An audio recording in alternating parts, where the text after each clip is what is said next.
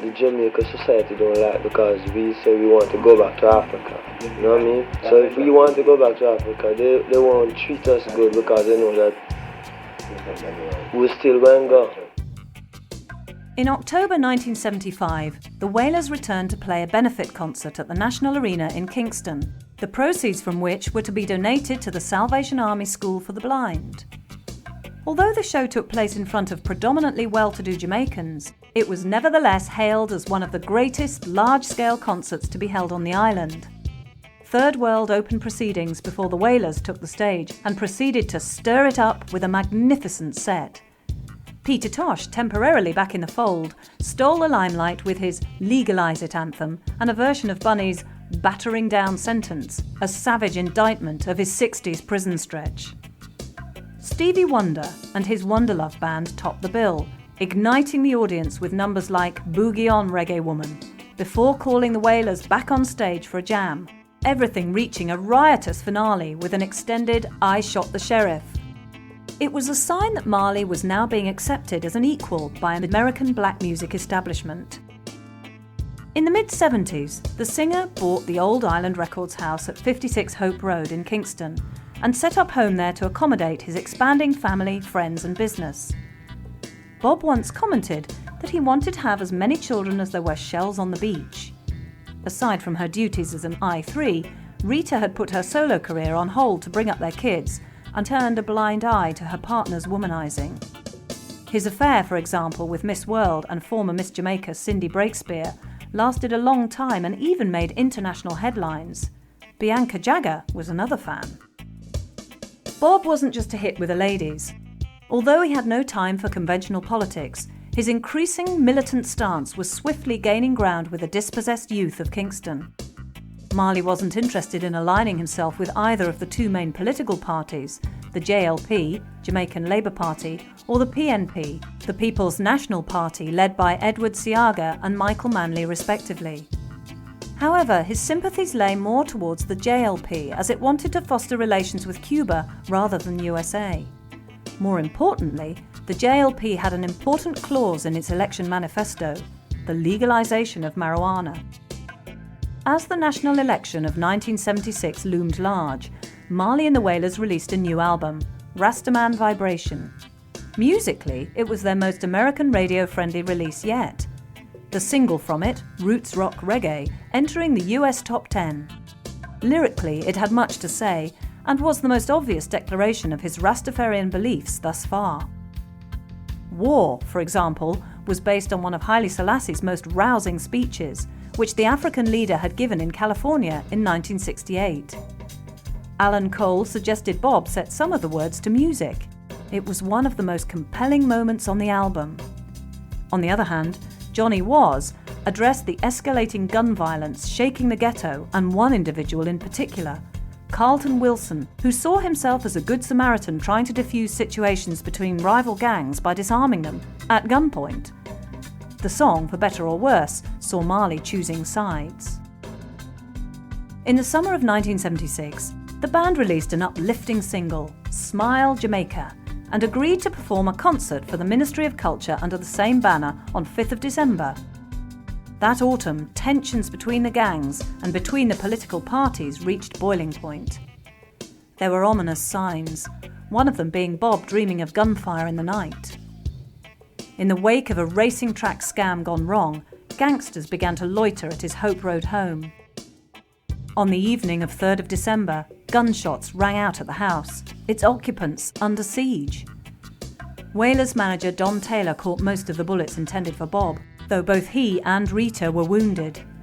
Miraculously, nobody was killed, but in the ensuing paranoia, it looked certain the Wailers would pull out of the concert. On the morning of the show, fellow performer Roberta Flack had to talk Bob into appearing. The band, meanwhile, monitored events at the concert site, amazed by the 50,000 who turned out. At the 11th hour, Bob relented and went on stage to perform an emotional 90-minute set. Rita, who had not long undergone surgery, appeared in a nightgown, her partner acting out a stunning piece of mime of the assassination attempt. The show was a total triumph. In its wake, Bob disappeared, surfacing in Florida where Siddy now lived, and finally coming to rest in London. It would be 18 months before he'd return home.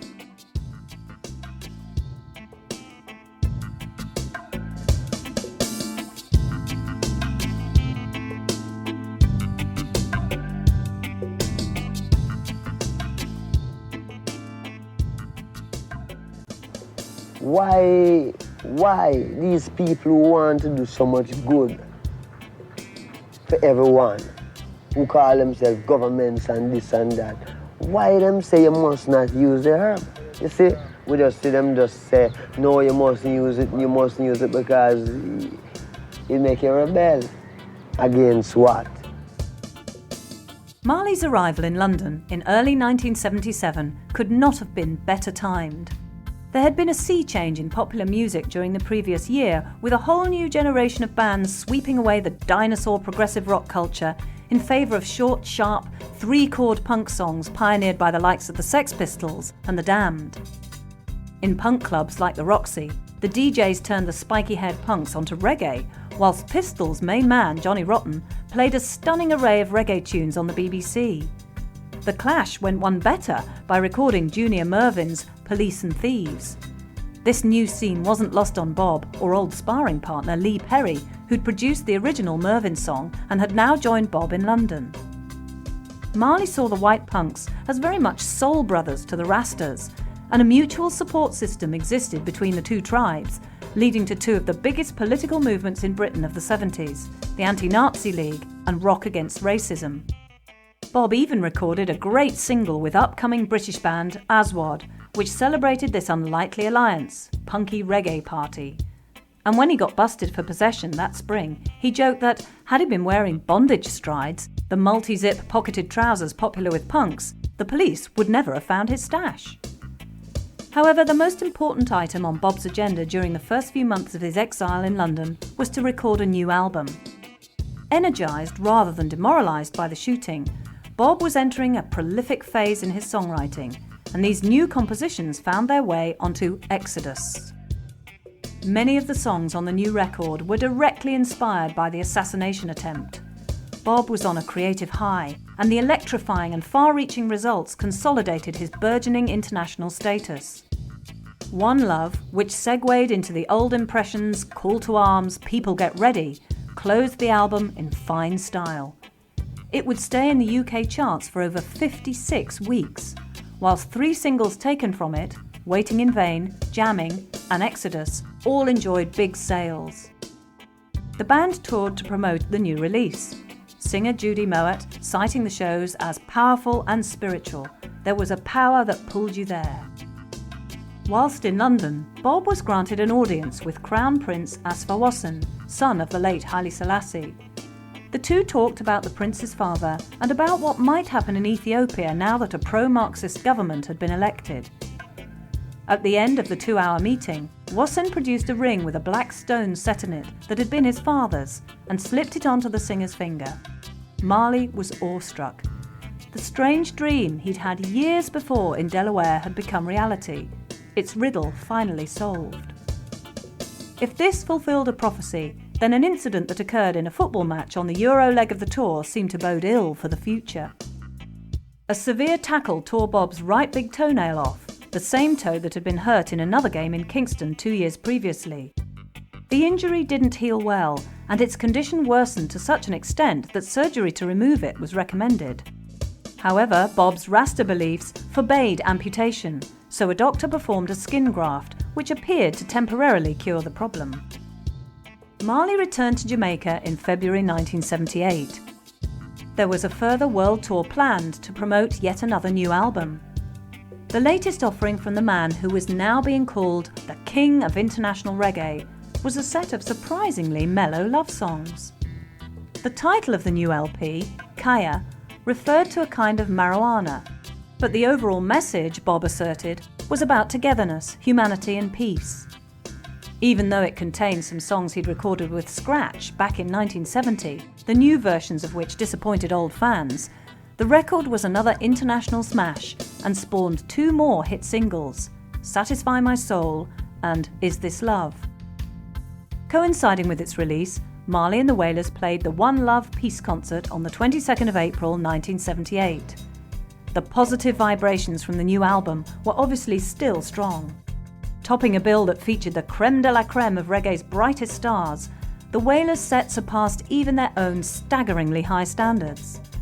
As their performance reached its climax, Bob coerced both Michael Manley and Edward Seaga onto the stage, grabbed the politician's hands, and forged an unlikely handshake. It might ultimately have been an empty gesture, but the powerful image of Marley uniting two warring factions was a stunning achievement that few rock stars have ever achieved before or since.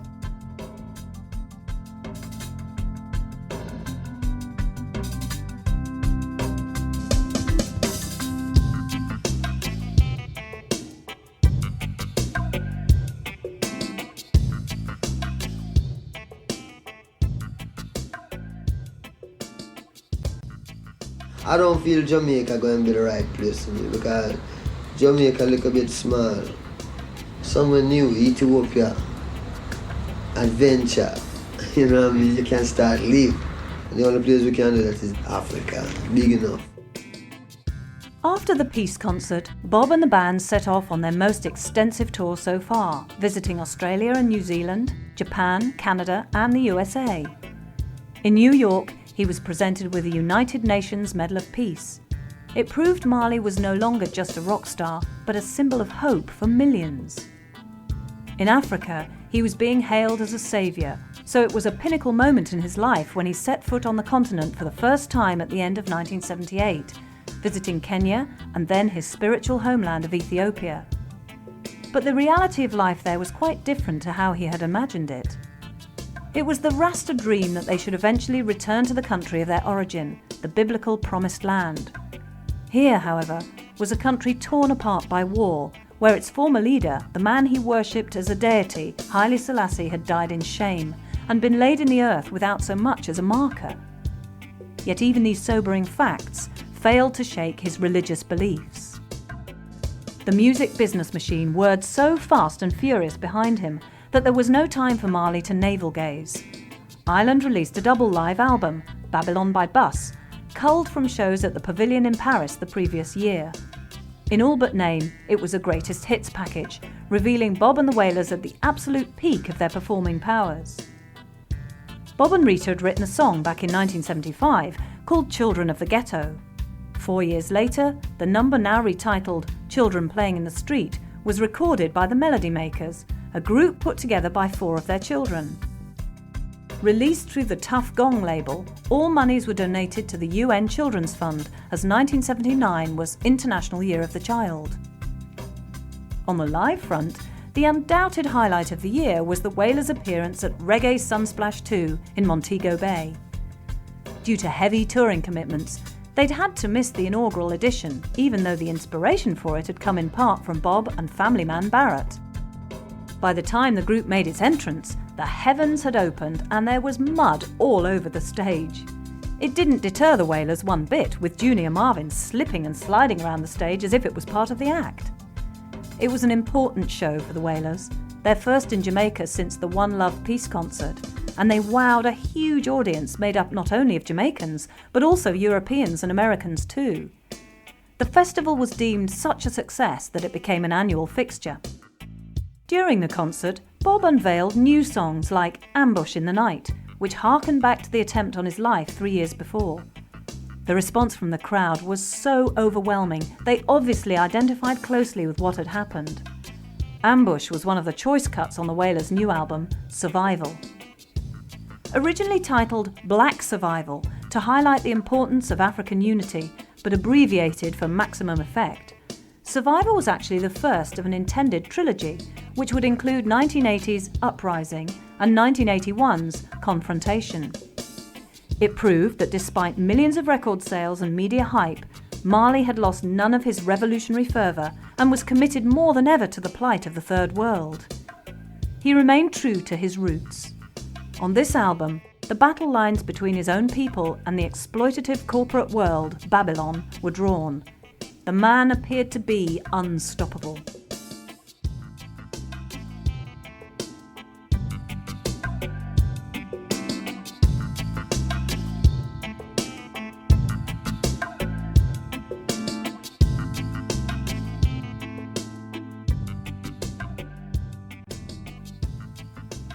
But the main places where the people hear the music is from the sound system there. All over, you know. Because when the sound system plays, you can stay even a mile and hear it playing, or even more than that. The Survival album followed its predecessors to the top of the charts around the world and not surprisingly became very popular in Africa.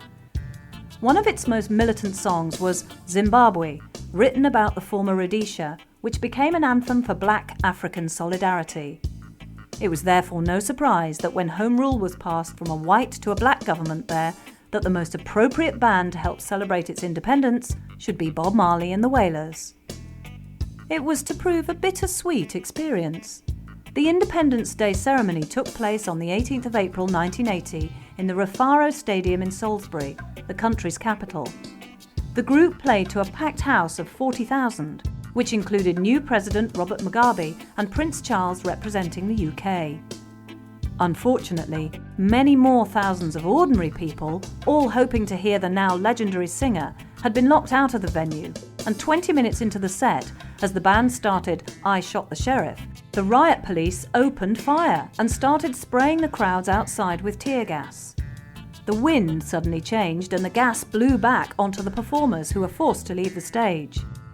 Meditating on the situation backstage, Marley must have realised that despite his beliefs and his achievements so far, there were no easy answers to the problems his songs addressed.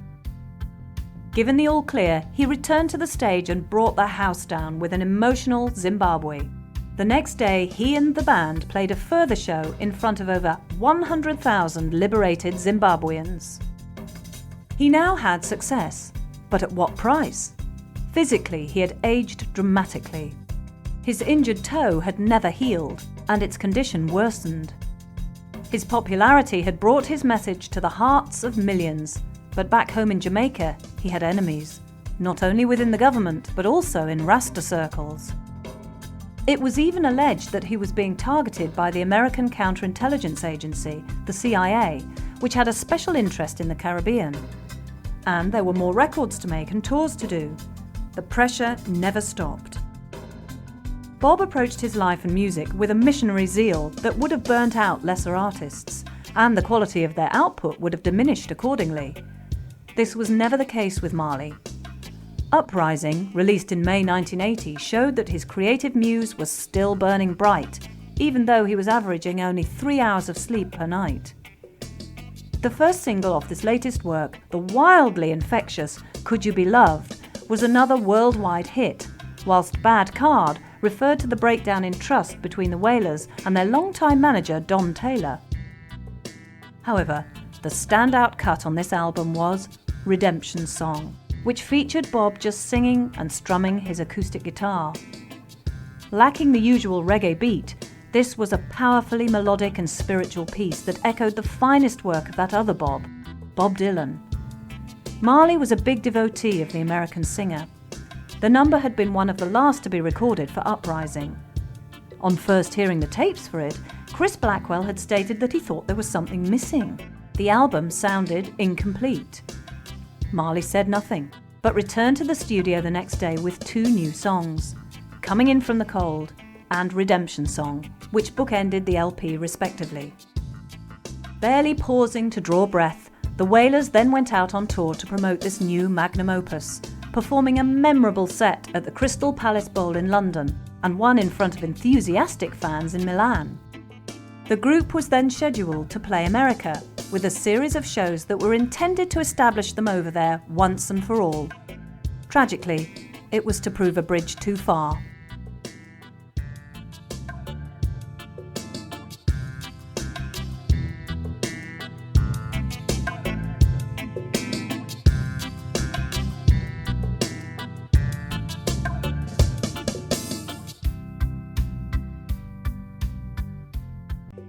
Because in everything you're going to do, there's a wrong way and a right way. And if you listen good, you will know the right way, you know? Because there is a voice inside talking to everyone. The Wailers were due to open their autumn US tour by playing 2 shows with the Commodores at the massive Madison Square Gardens in New York on the 19th and 20th of September. On the second night, things started to go wrong. Bob almost passed out during the Wailers' set and barely made it through to the end of the performance. On Sunday morning, he awoke feeling strange and fuzzy and barely remembered the problems of the previous evening. Later, he and Skilly left the Essex House Hotel where they were staying and went out jogging in Central Park. During the run, Bob collapsed. Skilly somehow managed to get him back to the hotel, and it was suspected he'd had a stroke. Still groggy but sufficiently recovered, the singer agreed to travel to Pittsburgh to do the Tuesday night show on the 23rd of September. It turned out to be his final appearance before the public. There was an especially moving rendition of Redemption Song, but as Rita later bemoaned, there was a feeling of a whole era coming to a climax. Everybody around him sensed that something catastrophic was going to happen. The tour was cancelled, and under a total press blackout, Marley entered the Memorial Sloan Kettering Cancer Center in Manhattan and was given intensive chemotherapy that made his infamous dreadlocks fall out. The prognosis wasn't good. The cancer, which had started in his injured toe, had spread right through his body, and he had a brain tumour. His condition was terminal. He left New York for consultations at the Cedars of Lebanon Hospital in Miami and another in Mexico where fellow cancer patient, actor Steve McQueen, had been treated. But doctors all had the same bad news to tell him. He would be lucky if he lived out the year. Dr. Carl Fraser, a Jamaican medic popular with the Rastas, made a last-ditch suggestion. There was a controversial physician, Dr. Joseph Issels, who had made a name for himself treating hopeless cancer cases. Issels admitted Marley into his Ringberg clinic in the small town of Rottach-Egern in southern Germany, close to the Austrian border. Bob responded to the German doctor's methods of treatment, which included a strict diet, not unlike the one the Rastas followed, exercise and elements of both psychology and holistic medicine. Issels also injected him with various vaccines which the medical profession frowned upon. When some of the Wailers, Tyrone Downey, Seco Patterson and Junior Marvin, visited him on his 36th birthday in February 1981, he seemed in reasonable shape, and his self-confidence received a further boost in April when he was awarded the Jamaican Order of Merit. But finally there came a point where Dr. Issels could do no more. In early May, Bob left the Tyrol to return to his Caribbean home.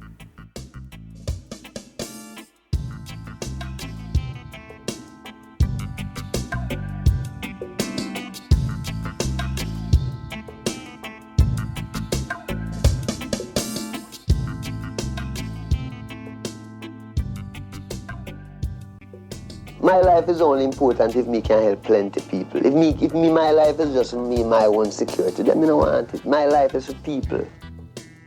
Marley arrived in Miami and started to put his affairs in order. Sadly, he would never see Jamaica again. He made his peace with his mother and family and died on the morning of the 11th of May, 1981.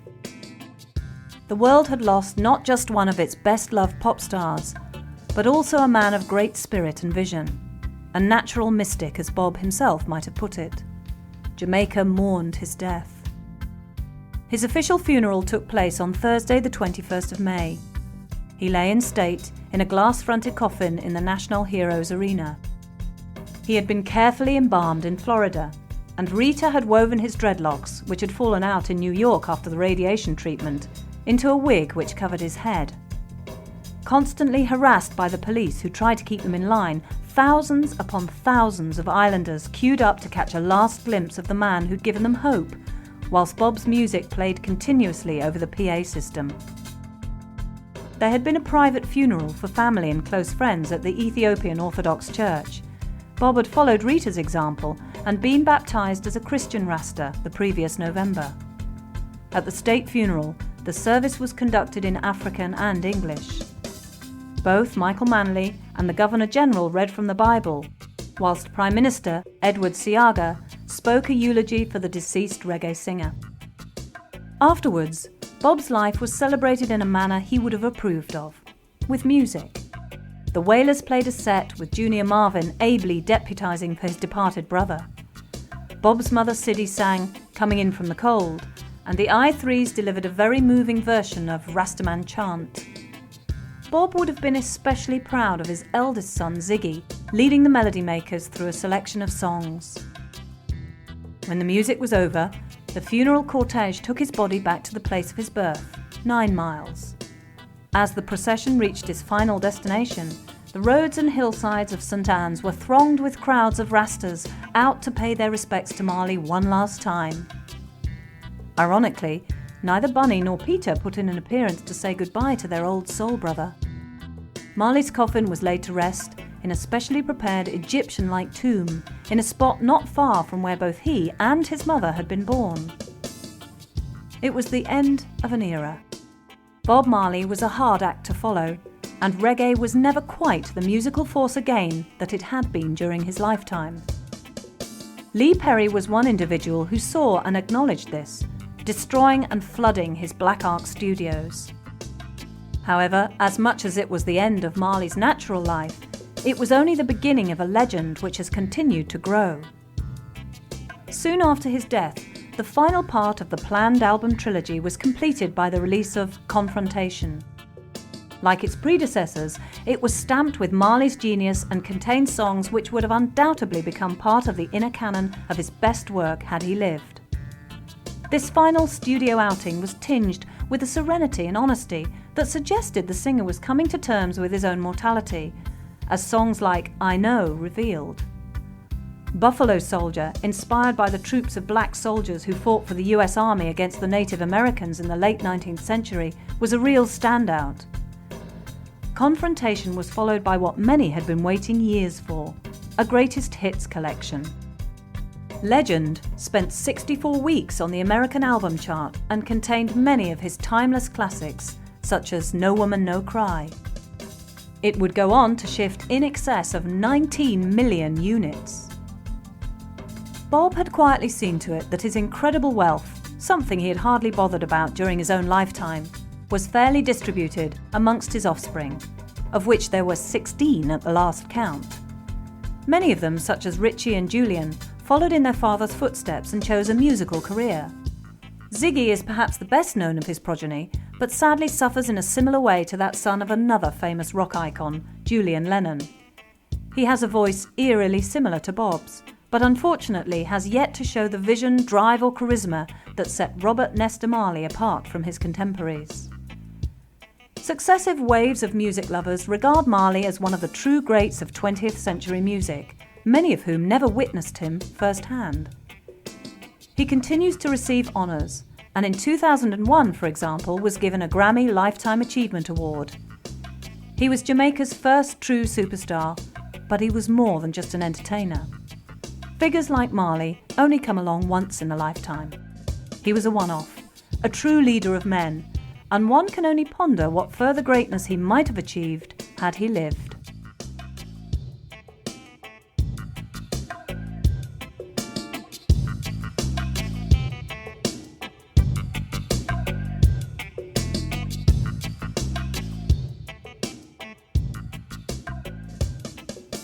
Thank you for buying Maximum Bob Marley. We hope you enjoyed it.